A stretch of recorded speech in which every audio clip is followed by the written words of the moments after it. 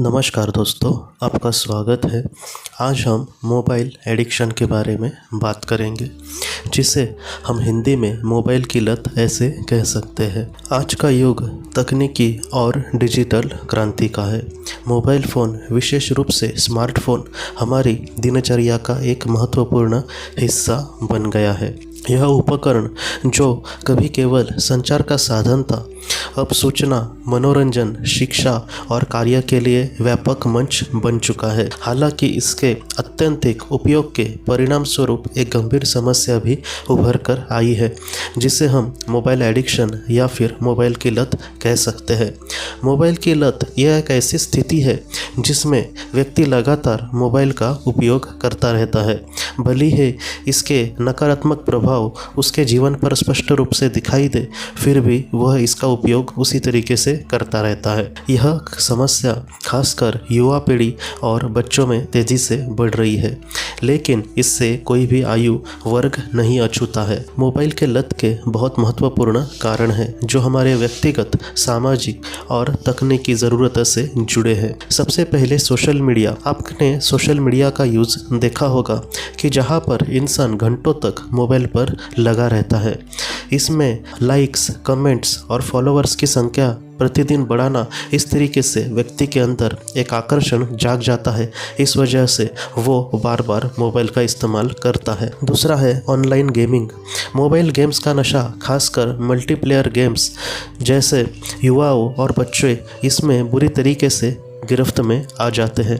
Games का रोमांच और लेवल पार करने की चाहत लोगों में बार बार मोबाइल की ओर खींचती है। उसके बाद मनोरंजन। आजकल मनोरंजन मोबाइल के माध्यम से ज़्यादातर इंसान का होता है, इसलिए भी वो मोबाइल से दूर नहीं रहना चाहता।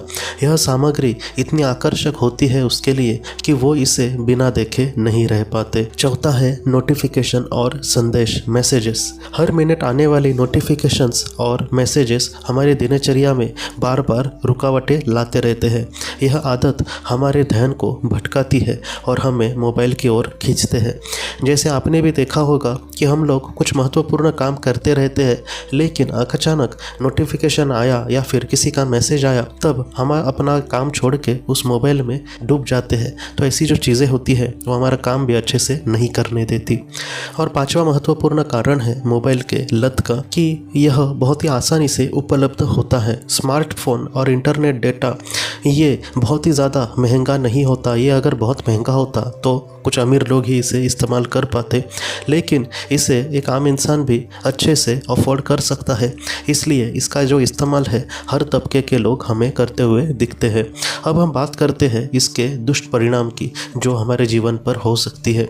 सबसे पहले मानसिक स्वास्थ्य पर प्रभाव। मोबाइल का बहुत ही ज़्यादा इस्तेमाल अगर कोई करे तो उसका तनाव और चिंता बढ़ जाती है, ऐसा निष्कर्षों से देखा गया है। दूसरी बहुत ही बड़ी समस्या है नींद की समस्या। जो लोग घंटों मोबाइल का इस्तेमाल करते हैं, उनमें नींद की गुणवत्ता में कमी आती हुई दिखाई दी है।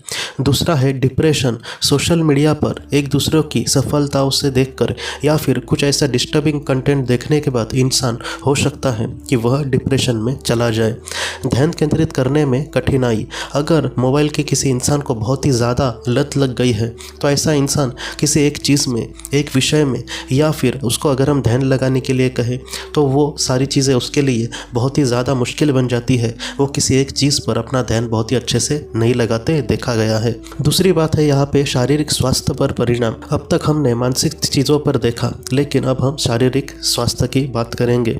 सबसे पहले है आंखों की समस्या। लगातार स्क्रीन को देखने से आंखों में जलन, दर्द और आंखों में सूखापन होता है। मतलब आंखों में जो पानी की मात्रा होती है वो कम हो जाती है। बाद में गलत मुद्रा से बैठने, लंबे समय तक अगर हम बैठे और मोबाइल का इस्तेमाल करते रहे तो इसका जो असर है वो हमारे गर्दन और पीठ में दर्द इस तरीके से हो सकता है। तीसरा है मोटापा। शारीरिक गतिविधियों की कमी और अधिक समय तक मोबाइल देखने की वजह से आजकल मोटापा की समस्या भी बढ़ती जा रही है। देर रात तक स्क्रीन पर समय बिताने की वजह से इंसान की नींद भी पूरी नहीं होती। अब हम बात करेंगे इसके सामाजिक प्रभाव के बारे में। लोग मोबाइल में इतना व्यस्त हो जाते हैं कि अपने परिवार और दोस्तों के साथ भी वो अच्छे से समय नहीं बिता पाते। बाद में मोबाइल की लत व्यक्ति को समाज से अलग थलग बहुत बार कर देती है। कुछ लोग आपने भी देखा होगा कि वो लोग किसी से ज़्यादा बातें नहीं करते, अपने ही दुनिया में वो लोग मोबाइल पर लगे रहते हैं। तो ऐसे जो लोग हैं थोड़े से समाज से अलग थलग भी पड़ सकते हैं, उनको इन सारी चीज़ों के बारे में उस वक्त पता नहीं होता। मोबाइल पर समय बिताने की वजह से लोग वास्तविक जीवन के अनुभवों को खोते जाते हैं। जैसे कोई ऐसी चीज़ है जो समाज एक दूसरे के साथ मिलकर कर रहे हैं, या फिर समझो कोई त्यौहार मनाना हो, तो ऐसे समय में आजकल आपने युवा पीढ़ी को देखा होगा कि वो लोग किसी साइड में जाके उनको उस त्यौहार में, उसको मनाने में, घर की खुशियों में इतना इंटरेस्ट नहीं होता। वो किसी साइड में पड़े रहेंगे और गेम खेलते बैठेंगे। मतलब इन सारी चीज़ों का जो अनुभव है वो मैं सच कहूँ तो हमें आज पता नहीं चलता उस एज में, लेकिन हम जब बड़े हो जाएंगे तब हमारे परिवार के साथ हमने जो खुशियाँ बिताई होती है वो पल हम कभी भी भुला नहीं पाते। तो ऐसी ही चीज़ों में, ऐसे एज में अगर हम मोबाइल पे उस पर डूबते रहे तो ऐसे जो महत्वपूर्ण क्षण है जो हम हमारे पूरे परिवार के लिए बहुत ही महत्वपूर्ण होते हैं, उसको हम कहीं ना कहीं त्याग रहे हैं, ऐसे हमें देखना होगा। अब हम बात करेंगे दोस्तों कि मोबाइल की जो लत है उससे हम किस तरीके से बचने की कोशिश कर सकते हैं, क्योंकि ये शुरुआत में थोड़ी सी मुश्किल हो सकती है, लेकिन धीरे धीरे हम जैसे इससे बचने की कोशिश करेंगे इस लत से, तो उसका अच्छा भी परिणाम हमारे जीवन में ज़रूर आ सकता है। सबसे पहले समय की सीमा तय करना। मोबाइल के उपयोग के लिए एक समय सीमा निर्धारित करें और उसका सख्ती से पालन करना। यहाँ पर बहुत ही ये महत्वपूर्ण है कि मोबाइल आज महत्वपूर्ण कार्य करता ही है, इसलिए उसका ज़रा भी इस्तेमाल ना करना ऐसा हम नहीं कह सकते, लेकिन जो भी हम इस्तेमाल करते हैं वो एकदम एक सीमित हमें समय की ये करना होगा निर्धारण कि उतना ही मैं यूज़ करूँगा, उसके बाद जो भी महत्वपूर्ण काम मुझे लगता है वो मैं कल करूँगा। इस तरीके से हम थोड़ा सा उसका इस तरीके से सख्ती से पालन कर सकते हैं। दूसरा, डिजिटल डिटॉक्स करें। कुछ लोग आजकल ये भी करते हैं बड़े बड़े देशों में कि जहाँ पर कुछ समय के लिए, जैसे महीने में एक बार या फिर सप्ताह में एक बार, इस तरीके से वो लोग मोबाइल का पूरा इस्तेमाल ही उस दिन ज़रा भी नहीं करते। एकदम ही नहीं करते नहीं, अगर कोई इंपॉर्टेंट फ़ोन वगैरह आया तो बात अलग है, लेकिन अपना नेट बंद करके रखना, कोई किताब पढ़ना या फिर कुछ महत्वपूर्ण ज्ञान की चीज़ें देखना।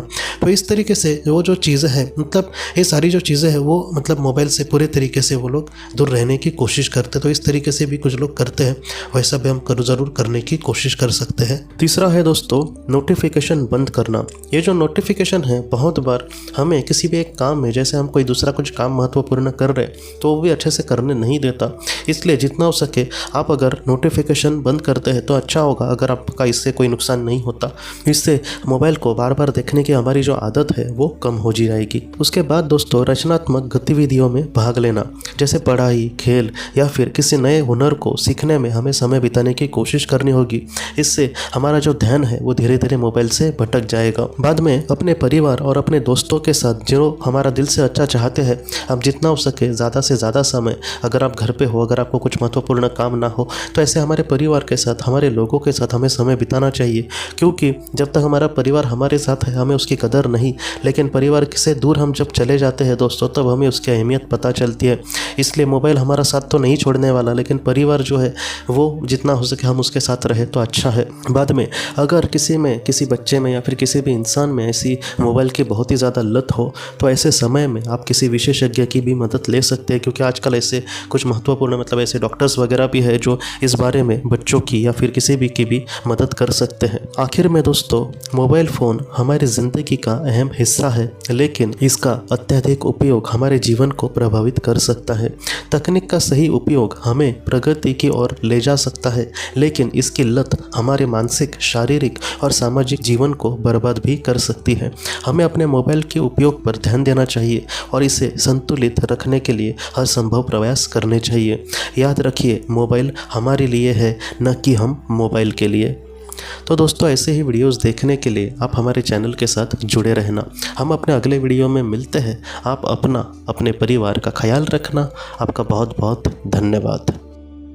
अगर आपने किसी अपने को खोया है और अगर आप किसी जेन्युइन भरोसेमंद थेरेपिस्ट की तलाश कर रहे हैं जो आपके अपनों के संदेश आपको दे सके, तो आप इस नंबर पर व्हाट्सएप मैसेज कर सकते हैं। हम जितना हो सके आपको किसी अच्छे थेरेपिस्ट के बारे में बताने की कोशिश करेंगे जो आपको बहुत ही अच्छे से संदेश दे और आप अपने जीवन में आगे बढ़ पाए। आपका बहुत बहुत धन्यवाद।